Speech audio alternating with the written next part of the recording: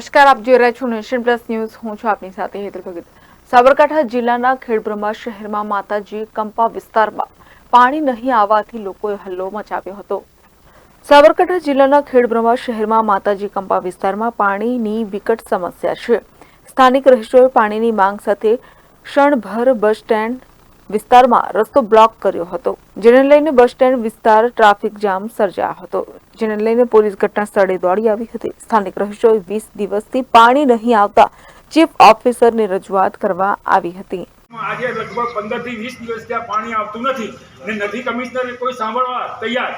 લાઈનો કાપી નાખી છે. આજે 15 દિવસ ત્યાં નથી ટેન્કર આપતા, નથી કાંઈ આપતા ને પાણીની અંદર લોકો ત્રાસ થઈ ગયો છે. કંપામાં આજુબાજુ ગામડામાં બધા ઝોપડપટ્ટીવાળા પણ પાણીના ત્રાસથી મળે છે, પણ કોઈ સાંભળવા તૈયાર નથી. કમિશનર કે કોઈ નથી. આખી જે જનસેવા છે ખેડબ્રહ્માનું જે મામલતદાર કચેરી અંદર કોઈ પણ સાંભળવા તૈયાર નથી. તો આ શું કાંઈ ગવર્મેન્ટની રીત છે સાંભળવાની? કોઈ કમિશનર મળવા તૈયાર નથી. ચીફ ઓફિસરે 2 દિવસમાં પાણી આવશે તેવું આશ્વાસન આપી મામલો શાંત પાડ્યો હતો. Jitendra Solanki, nation plus news, Sabarkantha. સમાચારોના સતત અપડેટ મેળવવા માટે અમારી નેશન પ્લસ ન્યૂઝની યુટ્યુબ ચેનલને સબસ્ક્રાઇબ કરો, બેલ આઇકન દબાવો અને જોડાયેલા રહો ફેસબુક, ઇન્સ્ટાગ્રામ અને ટ્વિટર પર.